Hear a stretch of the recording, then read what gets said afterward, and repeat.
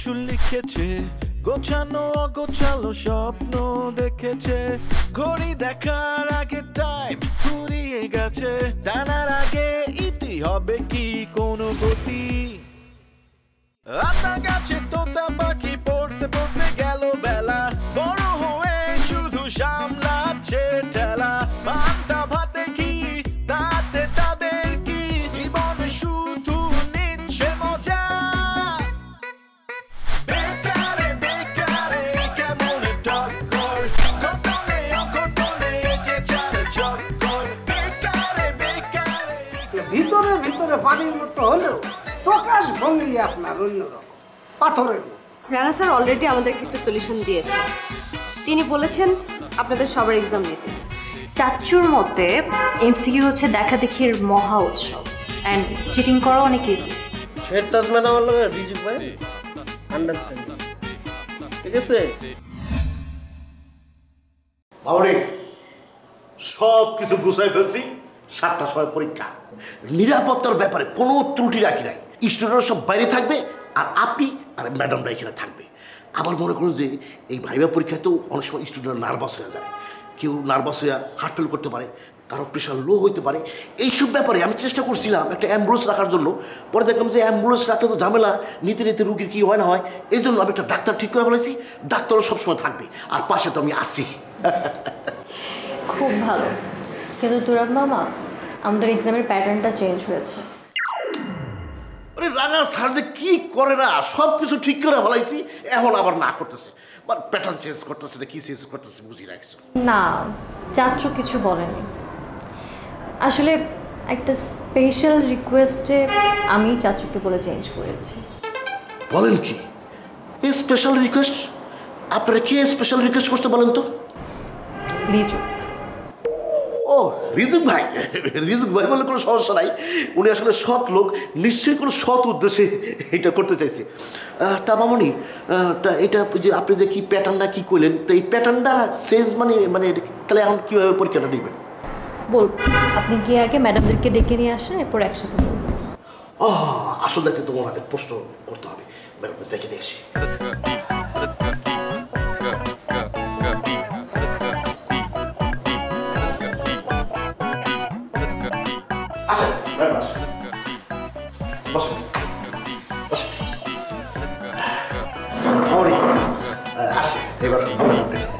I am sorry যে আপনাদেরকে অসময়ে ডেকে আনা হলো, বাট কোনো অপশন ছিল না। এক্সামের প্যাটার্নটা চেঞ্জ হয়েছে। প্যাটার্ন চেঞ্জ হয়েছে মানে হঠাৎ করে প্যাটার্নকে চেঞ্জ করলো? আসলে আমি চাচ্চুর সাথে কথা বলে প্যাটার্নটা চেঞ্জ করেছি। রিজুক হঠাৎ করে এসে বলছিল ওদের জন্য খুবই কনভিনিয়েন্ট হয় যদি আমরা ভাইভা না নিয়ে এমসিকিউতে যাই। আপনাদের কি অপিনিয়ন? আমার কাছেও মনে হয় যে এমসিকিউটা ভালো হয়েছে। অনেক সময় স্টুডেন্টরা খুব ভালো প্রিপারেশন নিয়ে আসে, কিন্তু নার্ভাসনেসের কারণে আসলে প্রপার অ্যান্সারটা করতে পারে না। এমসিকিউ হলে যেটা পারি সেটা জাস্ট টিক চিহ্ন দিয়ে দিবে, অ্যান্সার হয়ে যাবে। আমার কিছু একই জিনিসই মনে হচ্ছে। আসলে আমরাও চিন্তা করে গিয়েছিলাম যে কোশ্চেনগুলো আসলে কীভাবে করব, যেহেতু ভাইভা ছিল, তো সেক্ষেত্রে চিন্তা করছিলাম যে শর্ট কোশ্চেন করব নাকি ব্রড কোশ্চেন করব, কোথা থেকে কোশ্চেন করব, আসলে কিছু বুঝতে পারছিলাম না। সেক্ষেত্রে এখন আমাদের জন্য অনেক ইজি হয়ে যাবে, মানে আমরা চাইলে এখন স্যাম্পল দেখেও আমরা ওই অনুযায়ী কোয়েশ্চেনগুলো করতে পারবো, এবং আমরা যা পড়িয়েছি আমার মনে হয় এখন আমাদের জন্য খুব ভালো হবে। একদম ওকে, তো আপনাদের কি মনে হয় যে কয়টা কোয়েশ্চেন করলে ভালো হয়? আমরা পরীক্ষা কততে নিচ্ছি? 100-তে? 100-তে পরীক্ষা নিলে আমরা 100টা প্রশ্নই রাখি? না, আমার মনে হয় 100টা খুব বেশি হয়ে যায়। আমরা 50টা রাখতে পারি, আর 50টা কোয়েশ্চেনের জন্য আমরা 50 মিনিট দিলাম। হ্যাঁ, এটা কিন্তু খুব মানে ভালো বলেছেন উনি। তাহলে প্রত্যেকটা কোয়েশ্চেনের জন্য 2 মার্কস করে থাকবে, তাহলে আমরা 100 কভার করতে পারবো। ঠিক আছে, আপনি যেটা বলবেন। তো যেহেতু আজকে 7টায় পরীক্ষাটা নেওয়ার কথা ছিল, আজকে তো আর পারছি না। আপনারা কাল 10টায় আমরা পরীক্ষাটা নেই, আর আপনারা সারা রাতে কোয়েশ্চেন পেপার রেডি করেন, আমাকে দেখে নেবেন, তারপর আমি চাচ্চুর সাথে ক্রস চেক করে কনফার্ম করব। আর অবশ্যই আপনারা এক্সামের কিছু রুলস ফার্স্ট পেজে রাখবেন। ঠিক আছে, ওকে, তাহলে তো খুবই ভালো হয়, আমরাও সময় পেলাম। তাহলে আমরা রেডি করে ফেলি কোয়েশ্চেন পেপার। আসি।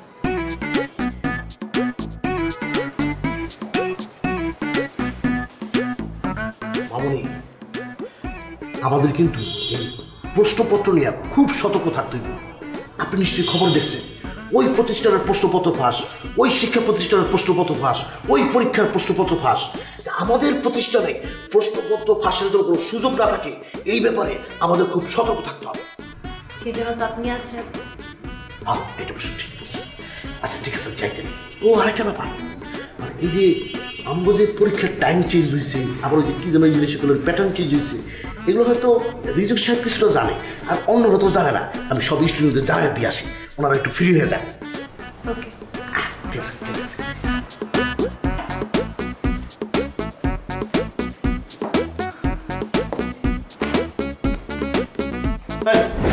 কি ব্যাপার, তুমি ড্রয়িং রুমে কি করতেছো? ভাই ড্রয়িং রুমে কি করতেছি মানে? ড্রয়িং রুমে আমি আসতে পারি না। না, তুমি ড্রয়িং রুমে আসতে পারো না। কেন ভাই, ড্রয়িং রুমের সমস্যা কি? সমস্যা আছে। শোনো, এই বাড়িতে একটা পরীক্ষার প্রস্তুতি চলতেছে, মানে এইখানে আমাকে সিকিউরিটির দায়িত্ব দেওয়া হয়েছে। আর সিকিউরিটির দায়িত্ব যেহেতু আমি আসি, তুমি যদি উল্টাপাল্টা ঘোরাঘুরি করো, তুমি কিন্তু সন্দেহের তালিকায় পড়ে যাবা। বুঝলাম না ভাই, আমি যাইতেছিলাম আমার বউয়ের সাথে দেখা করতে রান্নাঘরে, আর এই পথ ছাড়া আমি কোন দিক দিয়ে আমার বউয়ের কাছে যাবো রান্না করে? আপনিই কল। এখন তো দেখতেছি বাড়িতে এই পরীক্ষা মরীক্ষা চলতেছে, দেখা আমার ঘরের মধ্যে যায় বন্ধু হয়ে বসে থাকতে। হ্যাঁ, তুমি তোমার রুমের মধ্যে বন্ধু এক থাকবা। ভাই তাহলে একটা কাজ কর, আমারে আরেকটা রাস্তা বানায় দেন রান্না করে যাওয়ার লিখে। সেই রাস্তায় আমি আমার বউয়ের সাথে দেখা করতে পারবো, আসা যাওয়া করতে পারবো। তাইলে তো নিশ্চয়ই কোনো সমস্যা থাকবে না। কি ব্যাপার, তুমি এখানে কি করতেছো? বউ, আমি তোমার সাথে মানে তোমার দেখার জন্য রান্না করে দিয়ে যেতেছিলাম। আমারে দেখার জন্য? এই আমার কি নতুন করে রূপ গজাইছে যে আমারে দেখতে তোমার রান্না করে যাইতে হইব? আর যেই জায়গায় তোমার লোক আমার কোথায় কইতে মন চায় না, আমারে নতুন করে দেখার কি আছে আমি তো বুঝলাম না। তোমারে দেখলেই আমার মেজাজটা খারাপ হয়ে যায়। এই থামো থামো, খবরদার, এখানে কোনো ঝগড়াঝাটি চলবে না। আপাতত কোনো ঝগড়াঝাটি চলবে না। বাড়িতে একটা পরীক্ষার প্রস্তুতি চলতেছে, সবাই খুব ব্যস্ত।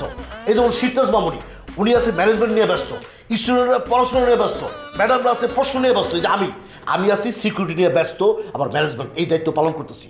তাই এখন বলতেছি এইসব উত্তেজনা চলবে না, ঠান্ডা মাথায় থাকতে হবে। আর একটা কথা, যেহেতু সবাই ব্যস্ত আছে, খুব কাজের চাপের মধ্যে আছে, চাপে অনেকে কফি খেতে পারে, সেই কফি দেবা। কারো হয়তো মনে করো যে ঘুম পাইতেছে, তারপরে চা বানায় দিবা। এগুলো তোমাকে খেয়াল রাখতে হবে, বুঝছো? আর তুমি যেহেতু আমি এদিকে সিকিউরিটি আর ম্যানেজমেন্ট নিয়ে ব্যস্ত আছি, তুমি এক কাজ করো, তুমি গিয়ে গেটটা পাহারা দাও, যাও। আমি না একটা জিনিস বুঝলাম না, এই বাড়িতে পরীক্ষা চলতেছে, পড়ার দরকার পড়বো, পরীক্ষা দেওয়ানোর দরকার পরীক্ষা দিব। এবারে তো তোর বিয়ে লাগে নাই, সবাই তো উত্তেজিত কেন আমি তো এটা বুঝলাম না। আর চা, আমি এসব চা বানাই দিতে পারবো না। চা কিনলে যতদিন এই কুরবানি এনে থাকবো ততদিন আমি কোনো কামই করতে পারবো না, কয়ে দিলাম আপনার। তোমার কারণে মেয়েটা উল্টাপাল্টা কথা বলে দেবে। তুমি যদি না থাকতা, আমি যা বলছিলাম সে সুর করে শুনতো।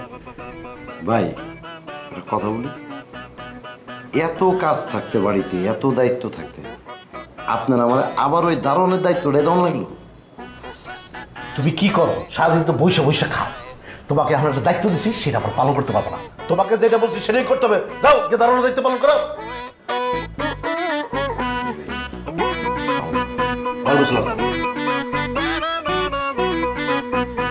এত দিকে কে নজর রাখো? সিকিউরিটি, ম্যানেজমেন্ট, পরীক্ষার প্রশ্ন।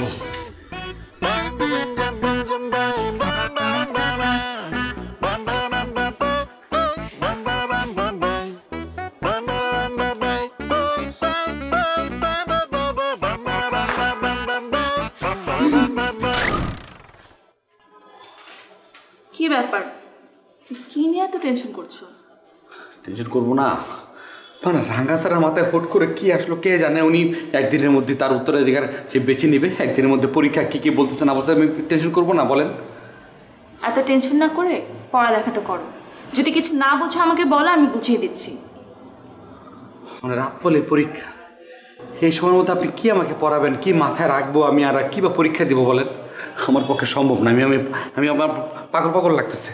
যখন ক্লাস নিতাম তখন তো খুব করে বসে ক্লাসগুলো করো করো, ক্লাস তো করতে না। তখন যদি মন দিয়ে ক্লাস করতে তাহলে এখনই চিন্তা করতে হতো না রাত পড়ালে পরীক্ষা কি করব। ম্যাডাম আমি ওইটা স্টুডেন্ট না, আমি অন্যরকম স্টুডেন্ট। আমি প্রতিদিন ভাবি যে আজকে পড়াশোনা করবো, আজকে পড়াশোনা শুরু করবো, কিন্তু আমি ওই দিন করতে পারি না, তারপর দিন থেকে শুরু করি। এভাবে বছর পর বছর গেছে। পরীক্ষার আগের দিন পর্যন্ত আমি চিন্তা করি যে থাক আজকে না পড়ি, আজকে রেস্ট নেই, ঠান্ডা মাথা রাখি, পরীক্ষার হলে গিয়ে ফাটাই ফেলবো, যা হবে আল্লাহ ভরসা। তারপর পরীক্ষা হলে চাই, যদি দেখি পারি এখন নকল নিয়ে যাই, মিথ্যা বলবো না, নকল নিয়ে যাই, যদি কমন পরে বের করতে পারলে লিখি, না পারলে আরেকজনের থেকে হেল্প পাই লিখি, নাহলে আমি জমা দিয়ে চলে আসি। আমি ওরকম স্টুডেন্ট, আমি পারতেছি না, পাগল লাগতেছে। আমি কি করবো এখন তো আমি কোনো উপায় নেই। আমি একটা কাজ করি, এত টেনশন না করে আমি চলে যাই। হ্যাঁ মধু, তুমি এগুলো কি বলতেছো? তুমি যদি এমন করে দেখে আমার ভালো লাগে, আমার ভালো লাগতেছে এগুলো। ভালো লাগবে যদি একটা কাজ করেন। কি কাজ? প্রশ্ন তো আপনারাই করবেন তাই না? ওই প্রশ্ন আমাকে দিয়ে দেন, আমি একদম মুখস্থ করে ফেলি, ঠোঁটের আগায় নিয়ে আসি, পরীক্ষার হলে গিয়ে আঙুলের আগায় কলমটা ধরে একদম 100 মার্কের আনসার দিয়ে আমি থেকে যাই, আপনারা গিয়ে আমি থেকে যাই। এটা কখনোই হবে না। আমি যদি তোমাকে প্রশ্ন দিয়ে দিই, বাকি 3 জন কে দোষ করছে? হ্যাঁ, আর এটা অপরাধ হয়ে যায়, এটা বেআইনি হয়ে যায়, এটা কেন করবো? হয় না, একসাথে থাকা। মরে যাবো এই টেনশন আর নিতে পারতেছি না, সহ্য করতে পারতেছি না। যে কোনো সময় মনে করে স্ট্রোক হয়ে যাবে, এর জন্য দায়ী কিটা হবে? এত বড় টেনশন কি? দেখেন একটা মৌখিক পরীক্ষা ফট করে আসলো, আটকা এসে হাজির। যাই হোক, রিজুক বাইরে দিয়ে কোনো পার হয়ে গেছে। আমি একটা মা ভক্ত ছেলে, আমার ফেল কিন্তু আমার মা নিতে পারবে। ম্যাডাম আপনি ব্যাপারটা বোঝার চেষ্টা করছেন। আমরা যদি ফেল করে যাই, আমরা কিন্তু কেউ দেখবো না, আপনি একটু উপকার করেন, আমাদের একটু পাস করার ব্যবস্থা করে দেন please madam, please please. Kamal Saheb, আমি কিভাবে পাশের ব্যবস্থা করবো? আপনার পড়ালেখা করলেই তো আপনার ভালো করে পরীক্ষাটা দিতে পারবেন। ম্যাডাম ঠিক আছে, আপনি রাইট, কিন্তু যেহেতু আমরা 4 জন পড়াশুনো করিনি, ভুল হয়ে গেছে একটা, এবারের মতো এই তরিকে আপনি একটু পার করে দেন। দেখেন ম্যাডাম, আমরা যদি ফেল করি তাহলে কিন্তু আপনাদেরও কিন্তু একটা ঘাড়ের উপর অপরাধ, মানে দোষ চলে আসবে। আসবে এটা জিজ্ঞেস করবেন না যে কি আপনি পড়াশোনা করাইছেন? এই স্টুডেন্ট আমরা, পড়াইছেন তো আপনারা, দোষ কিন্তু আপনাদের উপর আসবে। আমরা ফেল করে গেলে আপনাকে ডাকবে, তদন্ত করবে, বলবো যে কিসের জন্য এই 4টা ছেলে ফেল করলো। আমার মনে হয় যে আমরা যদি পাশ করে যাই, সেই ব্যাপারে যদি আপনি একটু হেল্প করেন, মানে যে প্রশ্নগুলো আসবে সেগুলো যদি আমাকে জানায় দেন, তাহলে মনে করেন যে আপনাদের উপরও কোনো অপরাধ আসলো না, কোনো ক্লেম আসলো না, আমরা হয়েছে গেলাম হাজার। ম্যাডাম কামাল সাহেব, আপনি বুঝতেছেন আপনি কি বলতেছেন? মানে আমি আপনাদেরকে প্রশ্ন দিব, আর সেই প্রশ্নের উত্তর আপনার পরীক্ষার হলে গিয়ে লিখবেন? এইবারের জন্য আপনাদের উপকার, আমাদের উপকার, আপনাদের উপর কোনো ক্লেম আসো। আমি পারবো না ম্যাডাম, প্লিজ মরে যাবো প্লিজ। আপনি কি চান আমরা 4 জনে কিন্তু চলে যাই, খুশি হবেন? আপনারা তো চাচ্ছেন আমার চাকরিটা চলে যাক, তাহলে আপনারা খুশি হবেন? কেউ জানবে না, আমার মা যদি জানে আমি ফেল করেছি।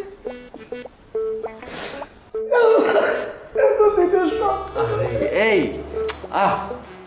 বাদ দেন না হলে। কামাল সাহেব, আপনি ইমোশনালি ব্ল্যাকমেল করছেন। আমি কোনো ব্ল্যাকমেল না ম্যাডাম, এইবারের মতো এরপরের বার আর একবার মনে করেন আমাকে পাস করাই দেন, আমরা কথা দিচ্ছি এরপরের বার আমরা পড়াশুনো করি পারফেক্টলি, আমরা রেগুলার একদম প্রত্যেক দিন ক্লাস করবো। আচ্ছা ঠিক আছে, আমি একটু ভেবে কি ব্যাপার? মানে ম্যাডাম, স্টুডেন্টরা আপনাদের সাথে এখন কি করতেছে?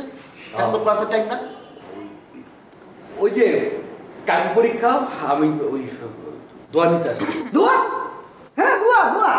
আমি মারে ফোন দিছি, প্রথমে মারে ফোন দিয়ে দোয়া নিছি, মার পরে কার স্থান শিক্ষক, তারপরে ম্যাডামের কাছে এসে দোয়া নিতি, এরপরে আপনার কাছে যেতাম। ভাই একটু দোয়া করেন ভাই, একটু দোয়া নিতেন ভাই। আচ্ছা ঠিক আছে হয়েছে। এখন যান, আপনাদের পরীক্ষার প্রস্তুতি নেন, মন থেকে দোয়া। হ্যাঁ মন থেকে দোয়া। ম্যাডাম, আমারও কিন্তু দায়িত্ব দেওয়া হয়েছে, কোনোভাবে যেন আমাদের প্রশ্নপত্র ফাঁস না হয় সেটাই পাহারা দেওয়া, সেটা লক্ষ্য রাখা। এই যে এই ধরুনগুলো দেখতেছে না, ধরুনগুলো কিন্তু আপনার পটায়া আপনার কাছে প্রশ্নপত্র ফাঁস করে ফেলতে হবে। এই ব্যাপারে কিন্তু আপনি সতর্ক থাকবেন। ধরা ভাই এত সহজ? আমি তো ভুলেও তাকে প্রশ্ন দিব না। কি ভাবছেন? আপনি থাকেন, আমি যাচ্ছি।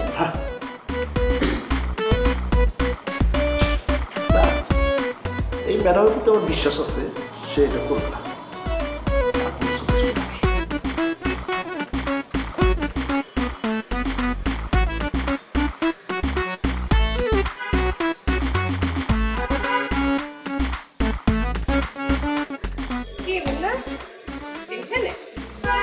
ম্যাডাম টেনশনে তো থাকারই কথা, তাই না? কতদিন ধরে বই খাতার বাইরে, পড়ালেখার বাইরে, এই যে পরীক্ষা কি দেবো ম্যাডাম? আমার তো মাথার উপর দিয়ে যেতেছে, কি প্রশ্ন হবে, কি উত্তর দেবো, আমি তো কিছুই বুঝতেছি না। আমার ম্যাডাম ভাল লাগতেছে না, অস্থির লাগতেছে। এটাই তো স্বাভাবিক। আমি যখন বলতাম ক্লাসটা ঠিক মতো করো, তখন তো ক্লাস ঠিক মতো করো নাই। আজকে ঠিক মতো ক্লাসটা করলে তো এই প্রবলেম হতো না। মানে আলটিমেটলি আমি ক্লাসে যা পড়াইতাম সে ওয়াইজই কিন্তু কোশ্চেন হইতো। আমি সাজেশনে দিতাম, সেটা অনুযায়ী পড়ে তারপরে দেখতে ফার্স্ট হয়ে যেতাম, কিন্তু সেটা তো করো নাই। কথায় আসছে না, সময় গেলে সাধন হবে না, বোঝো এবার। কি করুন ম্যাডাম, আমি তো বুঝি নাই। আমি যদি তখন বুঝতাম তখন কি আমি ভুলটা করতাম? ভুল ম্যাডাম মানুষ করে না, আমিও তো মানুষ, আমিও ভুলটা করছি ম্যাডাম। আর প্রশ্ন কে করবে? আপনি আর বিনতি ম্যাডামই তো করবেন। আপনারা তো জানেন প্রশ্ন কী হবে। ওই প্রশ্নটা যদি আমার দিতেন বা সাজেশন আমার দিতেন, আমি গুছায় উঠাইতাম আমার পড়ালেখাগুলো, আমি মোটামুটি একটা ফার্স্ট হয়ে যেতাম ম্যাডাম। আপনি কি আমার ভালোটা চান না ম্যাডাম? আপনি এত আমাকে বাসেন না? আপনি যদি আমার ভালোবাসেন তাহলে আপনি আমার এই হেল্পটা তো করতে পারেন ম্যাডাম। প্লিজ ম্যাডাম, আপনি আমার সাজেশন দিয়ে হেল্প করেন। মানে আমার না ম্যাডাম, মাথা কাজ করতেছে না, আমি খুব আউলাই দিতেছি ম্যাডাম। না, হ্যাঁ অবশ্যই আমি তোমাকে ভালোবাসি, অবশ্যই তোমাকে আমি পছন্দ করি, কিন্তু আমি যখন তোমাকে রিকোয়েস্ট করে বলছিলাম ক্লাসটা ঠিক মতো করো, তখন তো তুমি করো নাই। তো আমিও তোমাকে এখন কোনো হেল্প করতে পারবো না, সরি। প্লিজ এরকম কথা বলেন, আপনার আমাকে হেল্পটা করতে হবে। ম্যাডাম আপনারা করতেছি না ভাই, আমরা একটু পার্সোনাল কথা বলতেছি, ইম্পর্টেন্ট কথা বলতেছি, প্লিজ আপনি একটু পরে আসেন। রাখো তো রে বাবা তোমার পার্সোনাল কথা। এখানে যে আইসি এটা আমার একার উপকার না, তুমিও আসো, আমাকে সবার উপকারের জন্যই আইসি। আচ্ছা শাকাম স্যার, আপনি বলেন তো সমস্যা কি? বলেন। ম্যাডাম জানেনই তো বিরাট একটা বিপদ সঙ্গে চারপাশ দিয়ে ঘোরাঘুরি করতেছি। প্রথমে আসলো ভাইবা, ওরে বাপরে বাপ, মুখোমুখি কি প্রশ্ন করবে, কি উত্তর দেবো, এই টেনশন তো বিরাট জ্বর চলে আসছিল। যাই হোক, রেজুক ভাই কথা বলে সিস্টেমটা চেঞ্জ করেছে, এখন এমসিকিউ খাতা কলমে লিখতে হবে। সব ঠিক আছে, এটা কোনো সমস্যা না, লিখবো। সাজদুল তো কেউ লেখাপড়া করি, সেটা তো আমি খুব ভালো করেই জানি। আপনি হাসতেছেন, আমি একটা মা বকতেছেন না ম্যাডাম। আমার মা এখানে যদি যায়, এত বছর এখানে পরিশ্রম করে নিজের পায়ে দাঁড়ানোর জন্য আইসি, তারপরে সব শেষ হয়ে যায়, আমি মুখ দেখাবো কি করে ম্যাডাম? একটু মানবিক হয়ে পড়েন, আপনি একটু হেল্প করেন ম্যাডাম, আমরা যাতে পাশ করে যাই, মানে এইবারের মতো এই তরিকাটা পার করে দেবো। না শাকমান সাহেব, অলরেডি মুন্না আমাকে রিকোয়েস্ট করে ফেলছে, আমি ওকেও বলে দিচ্ছি আমি কোনোভাবে হেল্প করতে পারবো না। সো আমি কোনো হেল্প করতে পারবো না। মরে যাবো ম্যাডাম, এক্ষেত্রে যদি আমাদের বাইর করে দেয়, কোথায় যাবো ম্যাডাম? শুনে আমি কিন্তু মেহেন্দি ম্যাডামের কাছে গেছিলাম, ঠিক আছে, এই দুঃখের কথা কইছে, আমাদের চারজনের দুঃখের কষ্টের কথা কইছে, উনি রাজি হয়ে গেছে, উনি রাজি আছে, কোনো সমস্যা নেই। অবশ্য রাজি এমনি হয়নি, ওই জায়গা মানে ওনার উপকারও উনি ভাবিছে, মানে আপনাকে উপকার আমাকে উপকার, দুই তরফেই কিন্তু উপকার আছে। কিরকম?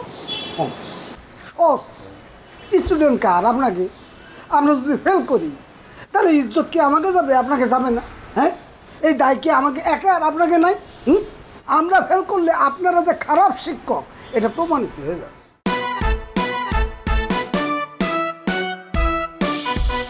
প্রশ্ন ফাঁস শুরু হয়ে গেছে ম্যাডাম। এত না পেঁচে বলেন কি হয়েছে? আচ্ছা আমি বুঝলাম না, এই ইনফরমেশনটা কোথা থেকে ফাঁস হইলো? কে করলো এটা? আমি কিভাবে জানি?